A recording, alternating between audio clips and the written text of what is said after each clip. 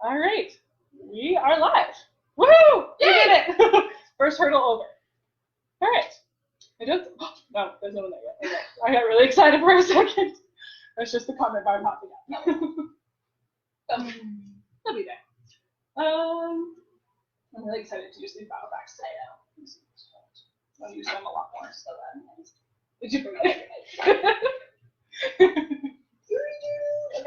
we go. Oh, we have 2 people watching. Hi, 2 people who are watching. Oh, 6 people. Yay! We have lots of people. Okay. I consider lots of people. Yeah, let's go. Yeah. Okay. All right, everyone. Hello, my name is Katie. And I'm Emily. And we are at ZooMontana.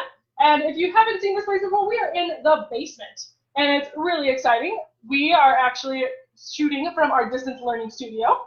And while we're waiting for more folks to hop on, we're going to give you a bit of background about ourselves. So, would you like to go first? Sure. Yeah, my name is Emily. I am the new education specialist here at ZooMontana. I've been here for about 3 or so weeks. I'm originally from Kalamazoo, Michigan, which is like right around down here. Yes, we do actually use our hand for showing where we live.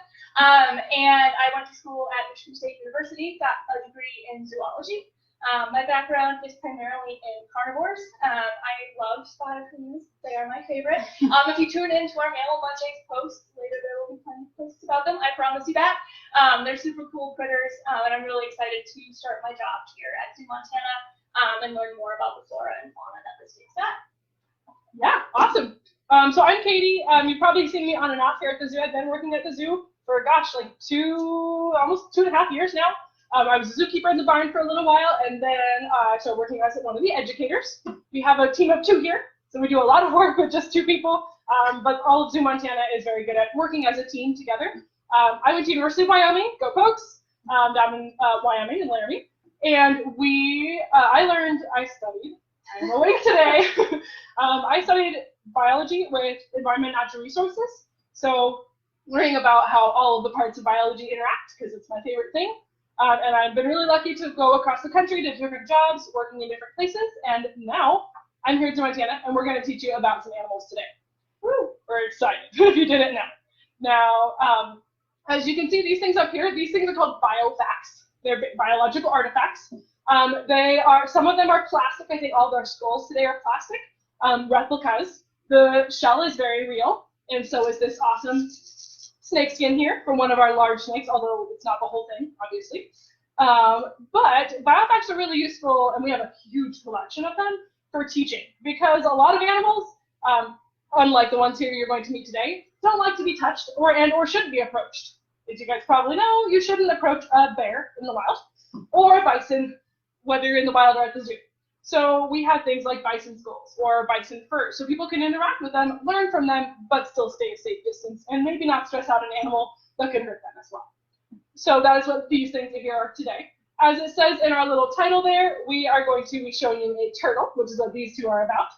We're going to be showing you a lizard. This little skull is actually a lot bigger than you think, and our lizard is a lot smaller than this. This is just the only lizard skull that we have. And then this is a snake skull and a snake skin. So we're going to be meeting 3 animals today. We'll probably, I don't know, it's 10:02. We can wait a little bit longer to get started. 16 people, yeah, okay. So I'll tell you a little bit about our zoo, for those of you who don't know about us. We are ZooMontana in Billings, Montana, in the southeastern part of the state, if I'm remembering correctly. We're a couple hours from the Wyoming border, and we are a 75-acre zoo. We are also a botanical garden. We are also a registered arboretum. So we have a ton of amazing trees on grounds, lots of trails to walk around when we're not close to the public because of the pandemic. So it's a really pretty place to walk around and enjoy. We focus more for our animal collection on quality over quantity. There we go. Meaning that we don't have a ton of animals on site because we want to be able to care for the animals that we have to the best of our ability. And being a small nonprofit zoo, we want to make sure that we can focus on each animal. So we have a lot of animals, but not as many as larger zoos, so that we can focus on those animals and make sure that they have the best care. Now, our outdoor exhibits actually focus on animals from the 45th parallel on Earth. And we don't have a globe, which we've discovered to our detriment, but we will find one for our next live program. But the 45th parallel is that imaginary latitudinal line across the top of the globe that runs kind of through Montana, through northern Europe, through northern Asia, and back to the United States. So the outdoor animals are able to, oh thanks Lance, we love you too. The outdoor animals all come from that 45th parallel environment, meaning that they can survive a Montana winter as well as a Montana summer. So that's why you don't see elephants or giraffes or hyenas, as lovely and amazing as they would be here at the zoo. We try to pick animals that will survive in a winter environment. So that means that we have tigers, and yes, there are several subspecies of tigers. I love talking about those, so I'm not going to get too into it, but there are several subspecies of tigers, and the tiger subspecies that we have is from northern Russia and northern China, where they have large mountains and lots of snow, so they can deal with the Montana winter. Same with our otters. Otters are found in Yellowstone National Park, so they totally can deal with any kind of weather we have here in Montana. And obviously the bears and the birds of prey that we have, like the golden eagle and the bald eagle, all of those guys are from that area, a similar area, so they can survive. Now the animals you're going to meet today are from our indoor collection, our education program ambassador collection. And these animals are from all over the world. We have some from Australia, from Africa, from the Middle East, from here in the United States, from South America, pretty much anywhere in the globe, because indoors we can control the environment a little bit better. And a lot of these animals are a little bit smaller, so it's easier to keep them in a temperature-controlled environment. All right, so we have 25 people. Hi, everybody. We're super excited. Just to review, my name is Katie. And I'm Emily. And we are at ZooMontana. We're just giving a bit of background on the zoo, and now we've got a good number of people. I think we can get started. Yeah, sure. Cool. Would you like to hear our first animal? Yes. Okay. Our first animal has this lovely shell. Although his shell is much smaller, we're going to be meeting a box turtle. Now, there are four species of box turtles here in the United States. And this is one of them. So this is Rocket. Rocket is a three-toed box turtle. If you're guessing why he's called a three-toed box turtle, he's kind of tricky because he does have 5 toes on his front legs, but he only has 3. He says no. He says, might be able to see it. He's got 3 little toes on his back legs. So that differentiates them from the eastern box turtle, and I'm not sure what the other ones were. I think there is a western box turtle, but he's a pretty small turtle. He's only about 5 inches long or so, and he weighs about a little over 300 grams, which is like 11 ounces, so it's not even a full pound. Pretty small little turtle, but he is 26 years old. So these guys have a very long lifespan, as is pretty common with most turtle species. These guys can live up to about 30 to 40 years in the wild. Oh, he's looking at you guys. Here, I'll duck out of the way so the camera stops focusing on me. So he's got a really cool shell, really bright colored eyes. The males actually have those reddish eyes, and females have orangish eyes. And okay, I was talking about How old he was. How old he was, yeah. So 30 to 40 years in the wild, which means that with us, he might live 50 or even 60 years or even more, because he's got free food, free healthcare, he doesn't have to worry about predators, he doesn't have to worry about finding any food or getting sick, he's got vets that are welcome, that are happy to come and help him. He's pretty well set. But these guys are from here in the United States, just not here in Montana.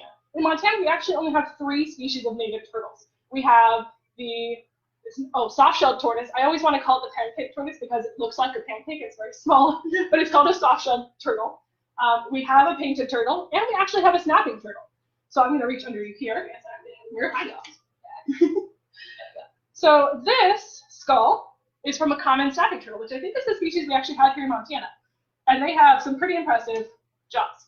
But you'll also notice that they don't have any teeth, right? So turtles have to, whatever they're eating, they have to be able to tear up with their beak, which is coated in keratin, which is the same stuff as your fingernails to kind of reinforce it.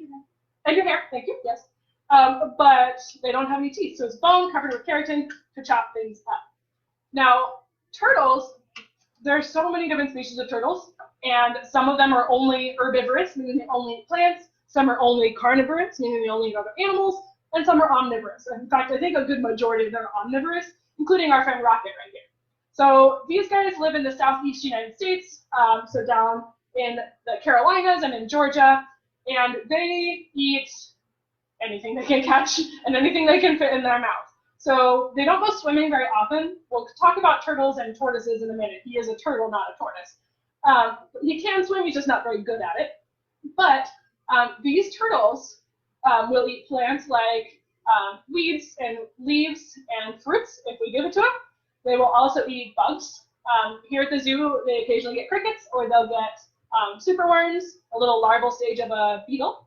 And they'll also in the wild, if they can find them and catch them, they'll eat baby mice. Kind of scary. But if they dig into a tunnel and they find a mom mouse with a bunch of babies, they'll try to eat them. They're not particularly fast, despite his name Rocket. They do move faster than people think, but they're not particularly fast. So that kind of makes his ability to eat almost anything kind of an adaptation in and of itself. Because if you can't catch much, but you also need more protein than just plants, then you've got a good deal if you're omnivorous. Now, Rocket here has a pretty awesome shell, and his is kind of domed. His friend Roxy, we actually have 2 3-toed box turtles here at the zoo. His friend Roxy has a very domed shell. And a lot of people come up to us and say, that's actually a tortoise. And I totally get the confusion because many tortoises do have the really big domed shells. Most turtles have a more flat type shell because they're usually more streamlined. But these guys are, in fact, turtles.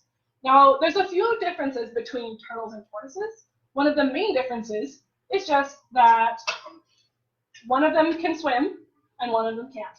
So turtles can swim. Even though he's not a good swimmer, he can swim if he needs to. He's more of a land turtle, but he can swim. Tortoises cannot swim.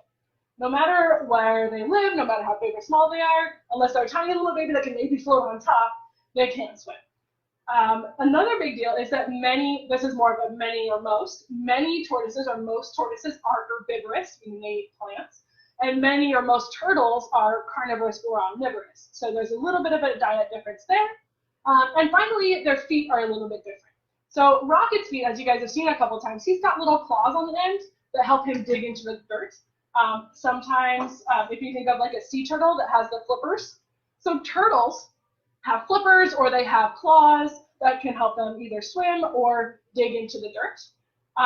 But tortoises, if you think about the big Galapagos tortoises at some of the really awesome zoos, they've got big stump-like legs, right? Their nails are usually like on the front here, and their big stump-like legs, kind of like an elephant, honestly.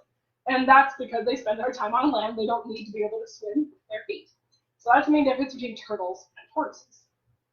Now we've talked about where he lives. He lives in the southeastern United States. We've talked about what he eats. He eats almost everything he can catch. I want to talk a little bit about their environment. So these guys love humidity, which is why they like the southeastern United States. They live in the forests that are down there with all that humidity. They also will dig tunnels. And the biggest part of that I wanted to mention about their habitat, these guys usually live in an area about the size of a football field for most of their life. So that 30 to 40 year span, their home area is about the size of a football field, which doesn't sound like a big space for a human, but it's a pretty good size for a tiny little turtle like this. Also, that ability to eat almost anything means that he doesn't have to travel far to go find food because he's in that small area, but he can eat almost anything in that small area. Now, turtle shells, you guys notice that Emily is touching his shell. I want to talk a little bit about his shell and why his shell is different. So we talked about why he's called a 3-toed box turtle because he's got 3 toes on the back lid. But it's called a box turtle because of a special adaptation. So for a turtle shell, the parts, the top is called the carapace, C-A-R-A-P-A-C-E, and the bottom is called the plastron, P-L-A-S-T-R-O-N. So plastron of most turtles is one solid piece, right? And most turtles, when they're scared, obviously they can't come out of their shells. We'll talk about that in a second. But when they're scared, they pull their head and arms and legs in and their tail in on there and hope for the best. Box turtles are special because they can close up their shell like a box.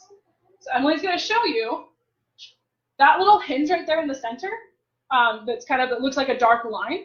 That little hinge is actually connected to muscle. It makes the plastron into 2 different pieces, and it allows him to flex his muscles and close up his shell on both sides completely, like a box, so that he actually cannot be grabbed. It's so closely closed that you can't fit a blade of grass between the 2 pieces of shell.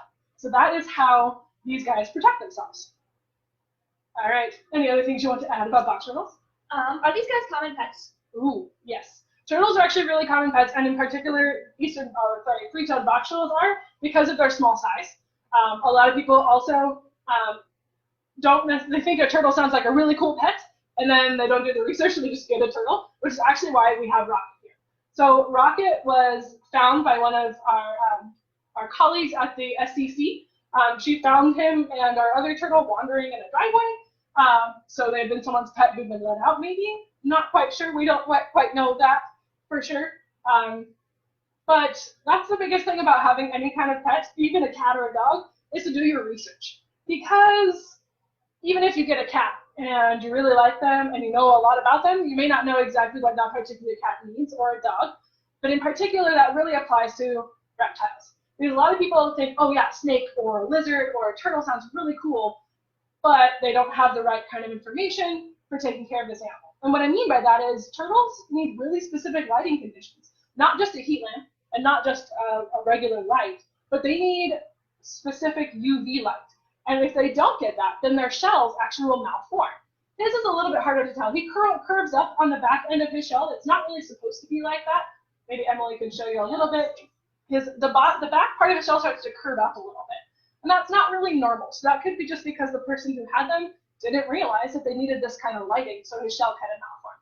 He's fine. It doesn't affect his daily life as far as we can tell. And he still eats and he still moves around and does everything he's supposed to.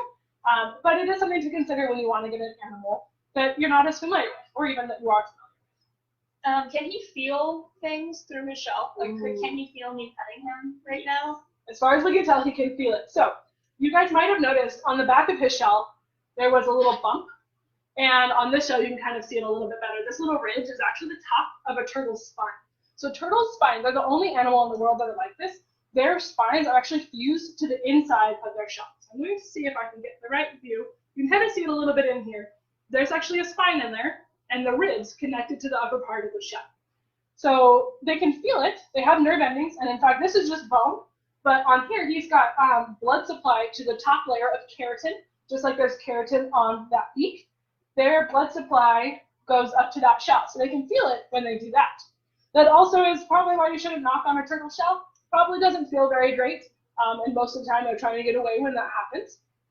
That's also why those cartoons that tell you that turtles can hop right out of their shells are lying to you. Unfortunately, those cartoons are not correct. Turtles cannot hop out of their shell, just like you couldn't take your spine out, like that spine behind me up there. You couldn't take your spine out and keep walking. Same with these guys. These guys can't come out of their shell. But they don't really need to because they've got their home here. All right. I've got one more question. Of course. Does he have any natural predators where he is? Like, what can get to him? I know he's got like a super protective, shell, yeah. But can anything eat him? I would think that when they're babies, they're probably a small mouthful. They can lay usually between 10 to 20 eggs, and the eggs are probably only about this big. So the babies are born pretty small. So the animals can probably eat babies. I would say probably like raccoons, coyotes, maybe bobcats and things like that. When they're adults, probably not, other than the birds of prey that have learned to pick them up and drop them from a high height. So probably not a whole lot of, hi Lindy, thank you.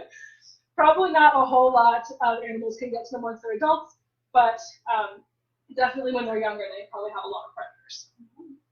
All right, my friends, does anyone here have questions about Rocket the box turtle? We'll give you about 10, 15 seconds of awkward silence. If not, he won't be offended. No, he won't be offended at all. Oh. All right. Bye, Rocket. We'll see you next time. All right. So, if you haven't noticed, the theme today is kind of about reptiles. We have a turtle, and we have a gecko, and we have a snake. Now, reptiles are usually, it's an interesting way to define animals because it's kind of an overarching theme rather than an exact theme, but most reptiles have scaly skin. They are cold-blooded, meaning they're ectothermic. Their temperature is regulated by the environment around them rather than by them specifically. And they usually have eggs, or they lay eggs instead of have live young, although there's some exceptions to that. We'll talk about that when we get to our snake friend. Now, are you ready to meet a new animal? Yes. Oh, wait, that's right. You get to talk this time. Hi, friends. You listen to me now. So we are going to bring out a very special lady. Her name is Stevie, and she is a leopard gecko. So Stevie is rather tiny. She is smaller than Katie's hand, and she actually weighs less than a stick of butter. These guys are super, super small, and because of that, they are very good pets. So these are really common pets you'll find throughout the globe. However, when they are not kept as pets, Stevie and her wild friends are native to, where did I go? It's over there. We didn't find a globe, but we did manage to find a flat piece of paper that has the Eastern Hemisphere on it. Okay, so when they are not pets, leopard geckos are found, oh god, it's backwards, India and in the Middle East, so Pakistan, Afghanistan, this region of the world. And they live in the deserts of those areas. So I'm sure you guys have heard that geckos have like sticky toe pads, right? And that's what allows them to climb up walls and even hang upside down on ceilings. Because Stevie lives in the desert and deserts are full of sand, if she had sticky toe pads, she would just be covered in sand all the time, and that would just kind of suck. So she has claws, actually, on all four of her feet, and these allow her to move through the sand quicker and better if she had those toe pads. When Katie brought her up to the camera, I'm sure you guys noticed her coloring and how she's got spots on her tail and kind of underneath her throat here. So that is why these species are called leopard geckos. In the wild, they can have spots all over their body from head to tail. However, this lady right here, Stevie, she was bred for the pet trade. And when people breed animals for the pet trade, they try to get specific traits to come out in these animals. And so for Stevie, whomever bred her, they wanted just the spots on her tail. So that is why she's only got the spots on that one small part of her body. But if she lived in the desert, most of her body is pretty tan anyway, so she'd still blend in very, very well. The cool thing about her tail, in addition to having all those really fun spots, is the tail kind of acts as a nutrient reservoir. So, as I'm sure you guys have heard before, some lizards can lose their tails, right? And the gecko here, Stevie, she can also lose her tail if it is threatened. So it can hold fat if she needs it, if times get scarce. But if she's approached by a predator, or if she gets stressed, she can actually drop the tail. And the tail will stay wiggling for a couple seconds after she drops it. And so that will distract the predator, and the predator will focus on the tail, and Stevie or any other leopard gecko can run away, right? So now it's very important to not purposely stress out any of your geckos if you have them at home, or if you see Stevie in the zoo, right? We don't want her to lose her tail. It's a very stressful experience. Most of the time it happens when something's trying to eat her. So we definitely don't want to do that. But her tail can be lost for that reason, and it also stores fat, kind of like a camel's hump stores water, so that she can stay fed in tough times. So Stevie is part of Eublephauridae. Faraday. Yeah, so close. Eublephauridae. All right, and these are our true lidded geckos. All right, so not a lot of gecko species have eyelids, but because she is a desert species and there's lots of flowing sand, it's going to be beneficial for her to have eyelids to protect her eyes. So you can kind of see the little ridges right above her eyes there. They kind of sit like this, and those are her eyelids, right, to protect her eyes from blowing sand. Stevie is also an insectivore, all right, so she eats mainly crickets here, and will eat a variety of bugs in the wild. She catches them with her tongue, all right, so her tongue is a little sticky. It's not nearly as sticky as a chameleon's or something like that, but it is sticky enough to grab the food and then bring it into her mouth, and she eats it that way. She's actually a very efficient predator. She has amazing eyesight, she's got wonderful hearing, and an amazing sense of smell. She's primarily nocturnal, so if Katie can bring her closer to the camera again, you'll kind of see that she's got slit pupils, almost like a cat. And these slit pupils allow her to see a variety of color ranges very well at night if she cooperates. So those slit pupils that like cats and a lot of other primarily nocturnal animals have are actually a good adaptation for nocturnal critters. They allow them to see better at night. In addition, her ear holes, if you can see it, let's see. You can actually see through her head if she doesn't, right? So she has ear holes. She doesn't have ear lobes, kind of like we do. But if she cooperates and turns, you can kind of see the little slit right there. That's her ear hole. If the light hits her right and she's positioned right, you can actually see straight through her head. which is pretty wild. There we There we go. She's a very active critter, so we have to make sure that we are keeping an eye on her at all times. Does anybody have any questions about Stevie, about leopard geckos, anything in general? Feel free to drop it in the comments. If not, I will keep going. This is a fun one to talk about. Oh, yes. So this is a Gila monster skull. They are native to like the southern United States and like the deserts of Mexico. So this is kind of an enlarged version of what Stevie's skull would look like. They're both reptiles, so they're going to have a lot of similarities between them. Let me see if I can open it so you guys can see the teeth. It's very sticky. So yeah, these are like the teeth, but you can't see that. I'll show you spots. Yeah. So these are some of the Gila monster teeth. Obviously, Stevie's teeth are not going to be nearly that large, and not nearly that scary. But this is kind of a blown-up replica of what the inside of Stevie's head might look like, which is pretty fun. But the other cool things I wanted to tell you guys about Stevie is Stevie is a lady, right? So that means she's going to, if she's in the wild, she was probably going to lay some eggs, all right? And they lay clutches of about 1 to 2 eggs. And a lot of reptiles, after they lay their eggs, that's kind of about it. They don't really do any parental care the way that mammals do. So she lays about 1 egg at a time, and she will bury them in the sand to keep them safe from predators, all right? And she will do this about 5 or 6 times over a 2-month period.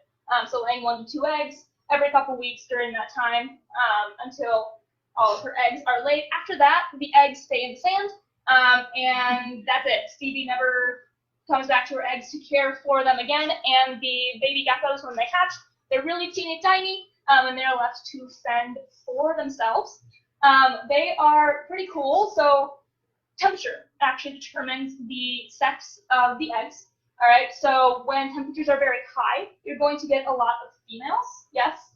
Males. Males. You're going to get a lot of males when so every reptile flips it and swaps it. So when temperatures are very high, you're going to get a lot of males. When temperatures tend to be cooler, you're going to get a lot of females.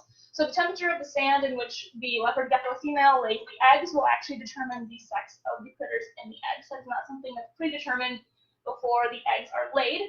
Now, we do have a couple questions coming in. We have one from Leslie. It says, how well can she swim? I personally don't know that. Did you know that? I don't know for sure, but I would think that she probably can't swim super well. Being a desert animal, she probably doesn't have a lot of adaptations for swimming. She probably, I wouldn't think she could swim very well. Oh yeah, and Troy also asked, are we really in a tent? No, alas, I would love to be in a tent, but we are in our basement. Over here, it's a big cement wall. So, while this is super cool, and I would love to actually be in a tent, we are just in our basement. And we also have a question from Amber saying, how often does she eat her crickets? How often does she eat her crickets? She usually gets 2 to 3 crickets every other day. So, depending on how fast she eats them, we often let her hunt for her crickets in her enclosure. So, she has to go looking for them instead of just getting them given to her. But they're all in her enclosure. We check in every day, and if she still has some left on day 3, then she'll just keep those. But if she doesn't have any left, we'll give her some more. Does anybody have any other questions about Stevie? We might have some more coming up. Aw. How long does it take to grow back a tail? From Claire. Hi, Claire. That's my sister. So the tail can take anywhere to like 2 to 4 months, I think I read this morning, and the tail will not grow back the same. So if Stevie was to lose her tail, the new tail that she gets could look remarkably different. In the beginning of this new growth for the tail, it's going to be very wonky looking and almost kind of like chunky and bulbousy. And then as it starts to grow a little bit more, it'll become that elongated shape.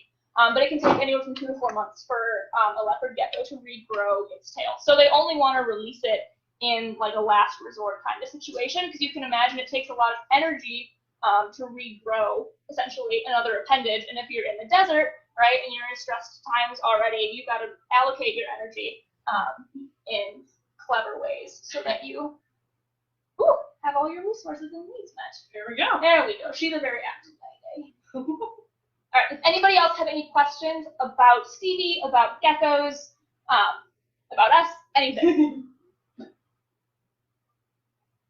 She says hi. She's such a good girl. See her eyes again up close. She's really pretty. Oh, stuck out of the way. I don't know. There you go. I don't want to screw up the focus. You're good. All right, my friends. I'm back. We're back. All right, and if you have any questions about any of the animals that we have already put away, feel free to ask them. We will still answer them. So if, in 20 minutes you have a question about Rocket, go ahead. Feel free. We will happily answer it. So what you can see Katie doing right now is she's sanitizing her hands.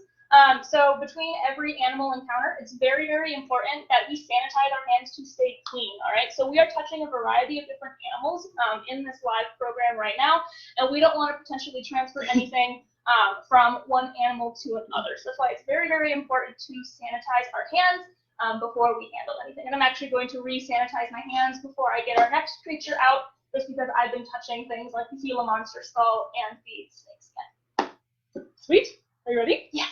All right. For those of you who are just joining us, awesome. Hi, and thank you. We're glad that you're here.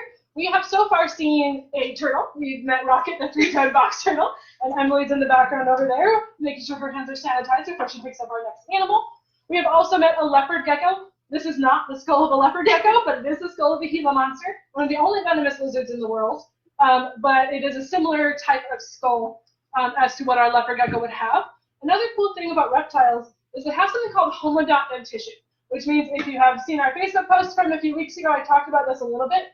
Homodont dentition just means same tooth. So all of these teeth in this skull are the same shape.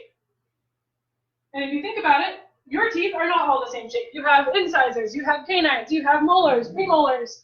Some are flat, some are peaked, some are different shapes. So that is something we are heterodont dentition. In fact, most mammals have heterodont dentition. And the reptiles have homodont dentition, including our friend Stevie. Now, our final animal we're going to talk about is, I'm sure, everyone's favorite. It's certainly my favorite animal. We're going to talk about the snakes. Now, this is the skull. You can bring him out. You can bring him out. Okay. This is the skull of an anaconda, which we don't have today. We actually have Johnny, and Johnny is a corn snake. He's a very nice, very calm snake. Corn snakes are actually one of the most common pet snakes in the world because of their calm attitude and their really pretty colors. Kind of like Stevie, he was bred probably to be this color. He is what we call partially albino. Albino animals are pure white and they usually have pink eyes. He actually doesn't have, he's not pure white, but he does have the pink eyes. Wild corn snakes, where he has lighter colors, they usually have dark brown and black kind of surrounding those brown dots. Now, Johnny's looking at you and sticking out his tongue. You might notice on that other side, he looks like he has a white eye, and that's actually scar tissue over his other eye. So Johnny, like the turtles and like Stevie was bred to be, was a pet before he came to us and became an ambassador.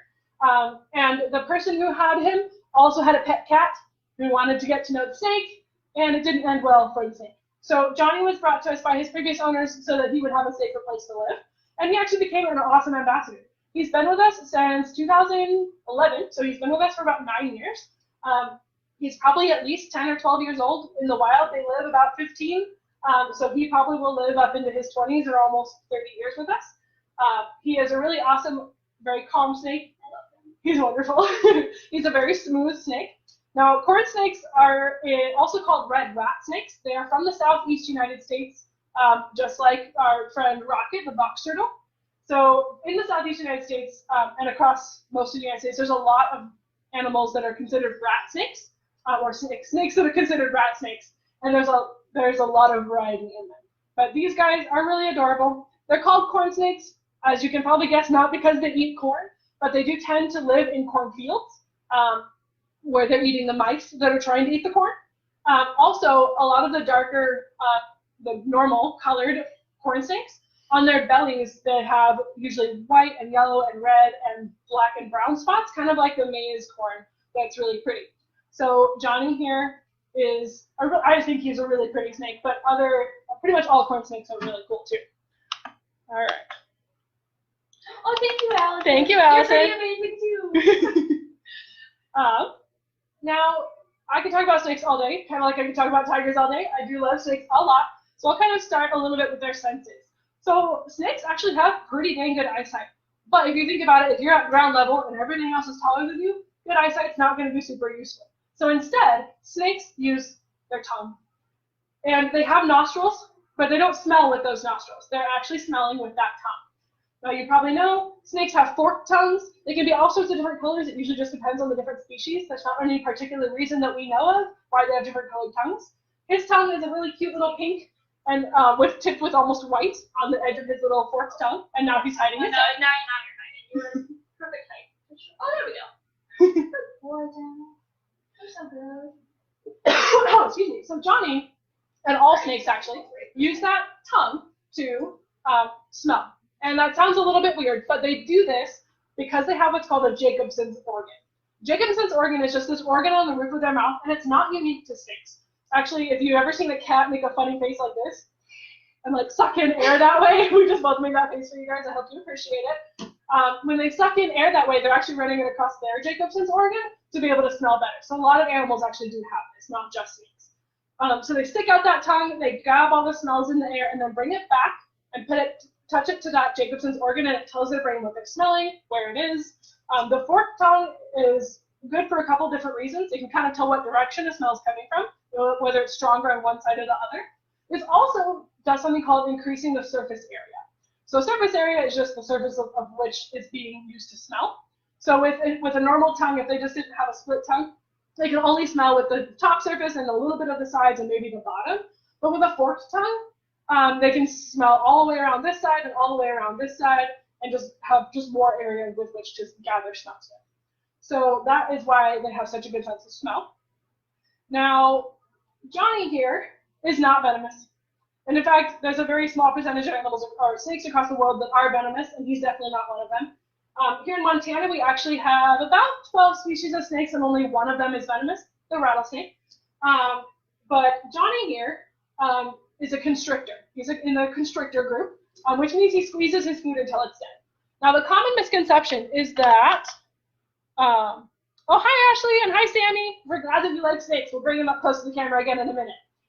Now, he's not venomous, he's a constrictor. The common misconception about constricting is that they used to think that constrictors suffocated their prey. But then scientists were realizing that their prey was dying too quickly for it to be suffocation, because suffocation takes a while, and it's really not fun for anybody. So when they did their studies, they realized, there we go. When they did their studies, they realized that the snake's prey were actually dying from basically a heart attack. That squeezing cuts off the blood supply to pretty much any part of the body, which then kind of stimulates a heart attack. And so the animals were dying that way. And it's quicker, which is better for the animal and also better for Johnny, so that if he's fighting back with a mouse, then he can get it over quickly. Because even though his mouse is an herbivore usually, they have some pretty dang sharp teeth. And they also have claws, and Johnny doesn't want to get injured while he's eating. So he's a constrictor. And then once he's caught his food, he finds his food using that sense of smell. He's caught his food. He does have teeth, even though he's not venomous. In fact, pretty much all snakes, except for a few egg-eating snakes and some of the smaller snakes, don't have teeth. And his teeth kind of look like this. They're kind of curved backwards in their skull. Again, that homodont dentition, that means the teeth are all the same shape, if not the same size. And they're curved back because they're helping to hold on to their food. Because the only thing they have to hold on, they don't have hands, they just have those teeth. So those teeth hold on to their prey, he can wrap around it, squeeze it till it's dead, and then he can swallow it whole. Now, that swallowing it whole is actually a really interesting thing when you think about it. Because, do you guys think that he could eat Emily here? Definitely not, right? So, in general, snakes can only eat something as big around as the biggest part of their body. There's exceptions, especially with the really big anaconda-type snakes, but most snakes can only eat something as big around as the biggest part of their body. So, that doesn't sound like a lot, but his head is like the size of my pinky, and the rest of his body is at least bigger than my thumb, if not like this big around. So he can stretch a lot to be able to eat something as big around as the biggest part of his body. To give you another bit of perspective, if you're with somebody while you're watching this, take a look at their neck Oh, and then take. Oh, sorry. we are on live TV, Johnny. That's inappropriate. Can't do that. Anyway, so if you look at Emily's neck right here, and then you look at her shoulders, do you think she could swallow something as big around as her shoulders? Definitely not, right? Our mouths don't open that wide. Our neck is very small because we don't want to be able to do that. But snakes have a little bit of extra skin on their chin that can stretch out when they need to eat something bigger. He's going on a adventure. Also, snakes, they don't dislocate their jaws, but they do open them really wide because of a couple different reasons. I'm going to bring this skull a little closer. Now, this is obviously a replica, but this bone in real life, this thing right here is actually not like fused here. It's kind of, it leaves them room to rotate. So normally when snakes are opening their mouth, they can go like this. And then this bone allows them to rotate further so that they can really open up wide. Also, in real life, these bones are fused here on the bottom jaw. They actually have a gap that's connected by connective tissue that's a little bit stretchy. So when they want to eat something, they can open their mouth super wide and then stretch their throat out and open that bottom jaw as well to be able to swallow something really big. Now, fun fact kind of related to that, snakes do breathe air just like we do, and they do breathe with their nostrils and a little bit out of their open mouth. But snakes only have one fully functioning lung, or most do. Because of that elongated body shape, through time they've lost the function of one of their lungs, but they don't really need it. Part of that cold-bloodedness is that they don't need to breathe as much as we do, but also they have two chambers in their lungs instead of one like us, I think. Yes, okay. They have two chambers in their lungs, and the front chamber is mostly what's used for the gas exchange. So when they're not eating, they just breathe in and out of that first chamber. But the posterior chamber is actually an air sac that's meant for storing air, so that when they do swallow something really big and can't breathe for a little bit, they've got air that they can use to kind of cycle through. They can actually kind of hold air in that air sac, kind of like holding their breath for about 2 hours, depending on the size of that snake in the air sac. So they actually have some pretty amazing adaptations there. Now, I could talk about so much more, but do you have any questions? Do these guys have bones? Ooh. Has anyone ever heard that snakes don't have bones? Because I've definitely heard that from people telling me that they don't, for sure. Snakes actually do have bones, obviously not just a skull. And in fact, most snakes have more bones than we do. And Johnny here, humans have about 205 or 206 bones, something like that. This snake probably has almost as many bones as we do, if not more, because he's made up of a skull and a jaw, and then literally everything else is his spine. So he's got ribs and he's got backbone. And your ribs are these bones obviously right here on the side of your body, and your backbone is made up of tons of bones all the way down your back. He's a vertebrate just like we are, so he has a backbone all the way down his back. And so that means he's got tons of bones. And in fact, I was reading my herpetology textbook just yesterday to figure out more cool facts for you guys for this fun program. You can apparently estimate how many vertebrae a snake has based on how many belly scales they have. So she's going to come to the camera and show you. His top scales are the normal scale shape. They're kind of like this weird, like circular diamond shape. But his belly scales are, There we go. Nope, that's not. his belly scales are like lines. They're horizontal lines all the way down his body. So those little lines, if you can count them, which we haven't yet, we'll tell you afterward. We'll count them for you guys afterward. If you count those, it'll give you an estimate of how many vertebrae, how many bones in their spine that they have. So we're going to count that for you guys after this program because it'll probably take too long if we do it now. But snakes have tons of bones. They also have lots of muscles. Just like we have muscles, their whole body is made of muscles. And that's part of how they breathe is they use their muscles to contract. They don't have a diaphragm like we do, so they use their muscles to contract around their lungs to push air in and out. Now, corn snakes, obviously Johnny is a male. So he's not going to be laying eggs, but in the wild, corn snakes usually lay about 10 to 20 eggs. They bury them in leaf litter or in a humid log, and then they leave them alone. The babies are born about 10 to 15 inches long, so probably about this long. And then Johnny here is about 4 feet long. He weighs about 1.75 pounds, so not very much, but they're born a lot smaller, and they're super cute when they are born. All right, let's see if we have any questions, and then we'll see. Okay. I have a question. Yes. Does he have heat pits, and what are those heat pits used for? Ooh, yes. So you guys have probably heard of heat pits. Heat pits are very common in the vipers, or pit viper family, and in the boa family. And they're mostly the only snakes that have those. There's a few other exceptions. Heat pits are sensory pits that are usually up along the lip or up along the jaw. And they are basically openings that kind of look like an ear opening, not our ears. But if you think about Stevie the leopard gecko that we saw earlier, they kind of look like those openings, and there's a little membrane on the inside. And they use that to sense infrared. There we go. Heat. Infrared light or heat.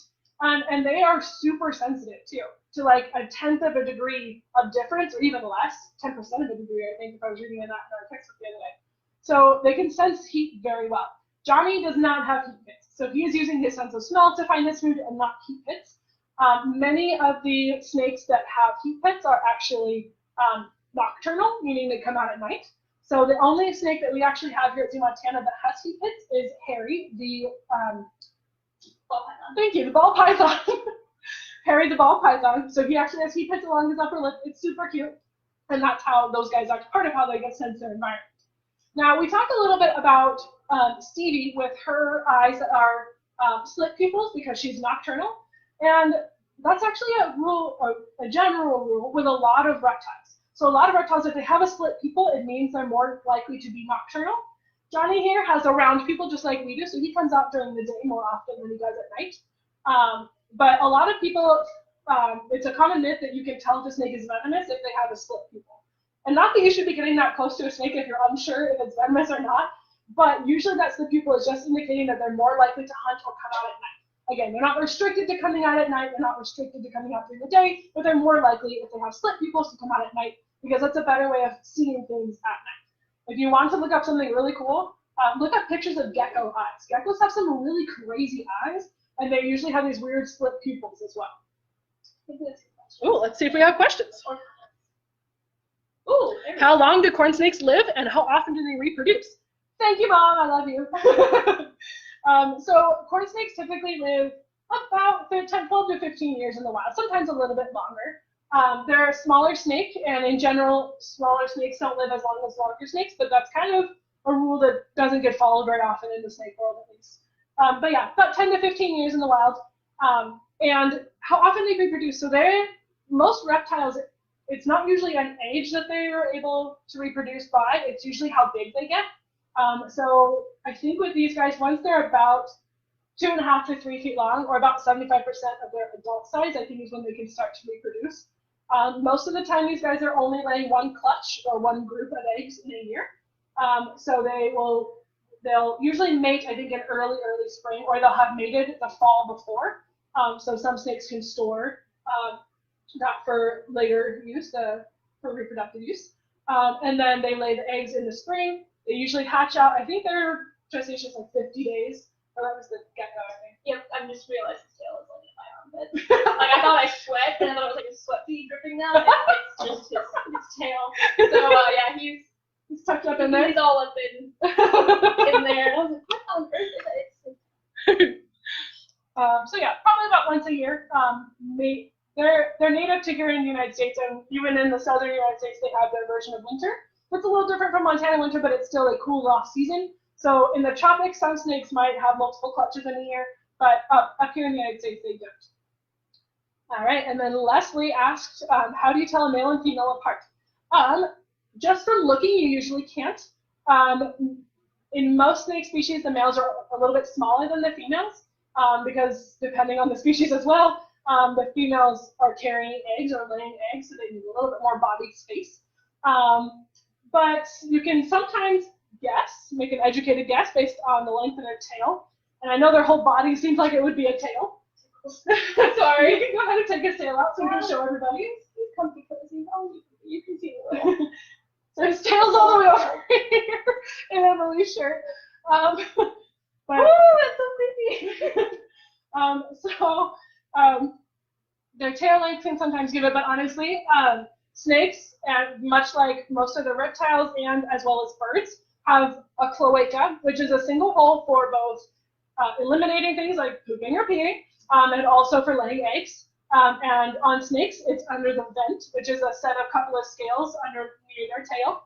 And inside that vent is where you can see whether the male has penis or whether there is not any. Also, many male snakes have what's called spurs on the outside, just tiny little bitty spurs on the outside of that vent to help them hold on to a female when they're mating. All right. Any other questions that you have or can you think of? I had one. Also, any questions from you guys? I don't remember what it was. I asked about heat pits. I asked about his bones. Oh yes. So if he's smelling through his tongue, why can I see like nostrils on his head? Yeah, so just like I mentioned earlier, those nostrils on his head, they're very small, but he does use those nostrils to breathe. So they do take in air that way. He's tickling, isn't he? He's tickling me. Yeah. So they do use their nostrils to breathe just like we did. They just don't smell with their nostrils. Does anyone else have any questions? His tail's not good. I'll do my shirt now. All right, so we're going to let Emily go off screen here for a second to see if she can get him out of her shirt. There we go. Good boy, Johnny. Thank you. I know it's toasty in there. So on that note, part of why he was trying to go into Emily's shirt was because it's warm. So again, we saw a bunch of cold-blooded animals today. And cold-blooded doesn't mean that their blood is actually cold most of the time. It just means that their blood temperature matches the outside environment. So that means that if, I think it's 45 or 50 degrees today outside. So if we were to take Johnny outside, his blood would cool to about 45 or 50 degrees. And if we keep him inside or under a heat lamp where it's 80 or 90 degrees, his blood would warm up to that. Which means that snakes can not only get too hot, but they can get too cold. Which is why you don't usually find them up above the Arctic Circle. Good plan, I'll do mine too. In fact, the northernmost snake in the world is the European adder. I think it's the European adder, and they live above, they live in Europe, obviously. And they're the most northern range of a snake. So snakes can't be up in the, where it's too cold unless they hibernate. So pretty much all of the snakes in Montana hibernate over winter, which can be pretty interesting when your winter lasts really long.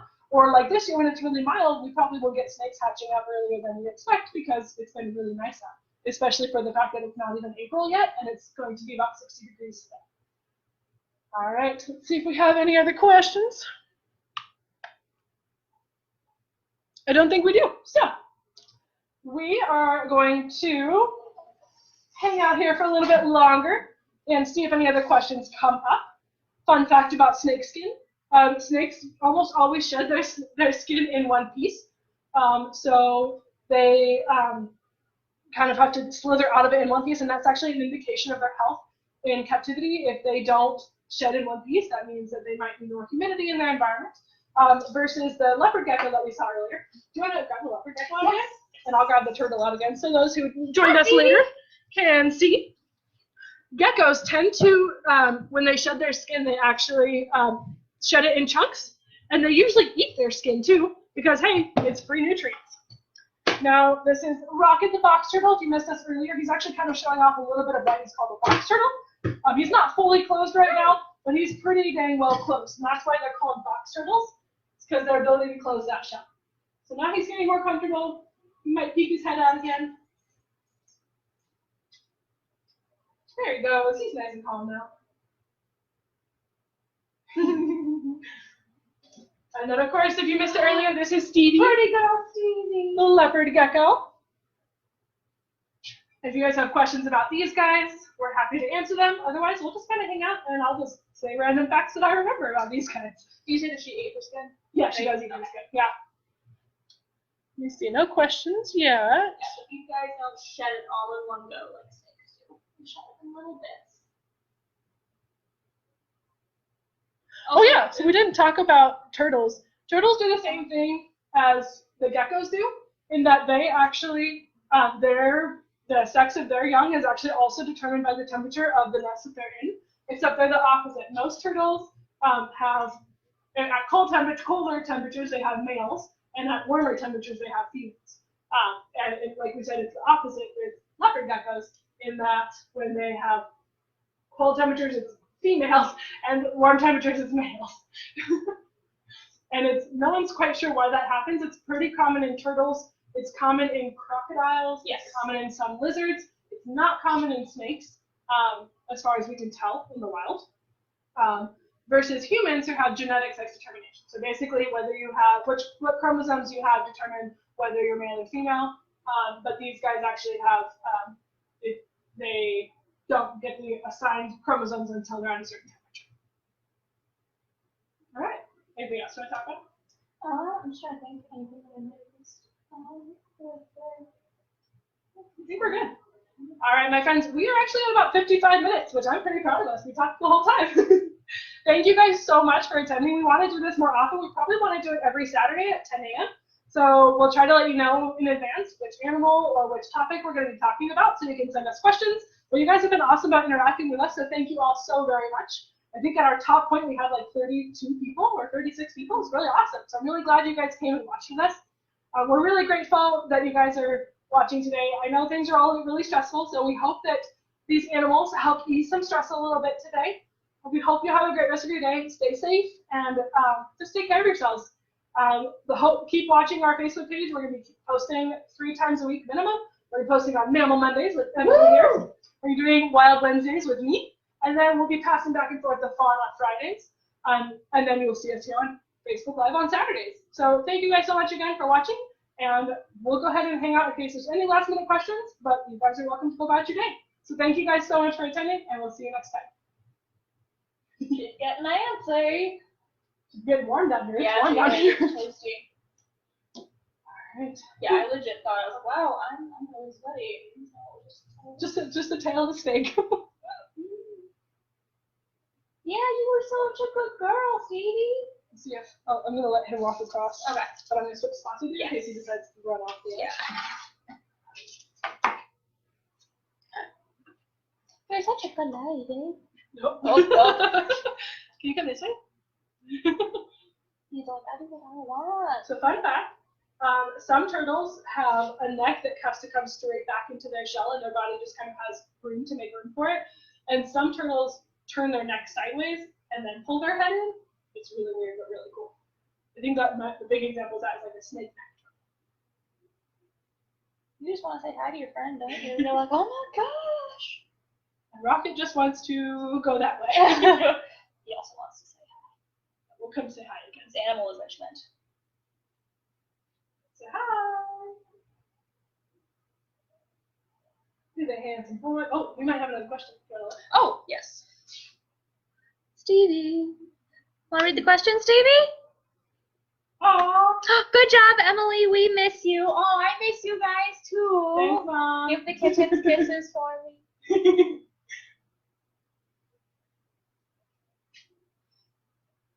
All right. Thanks, everybody. We'll go ahead and log off now. We'll see you hopefully next Saturday with some new animals. Stevie says bye. Say bye.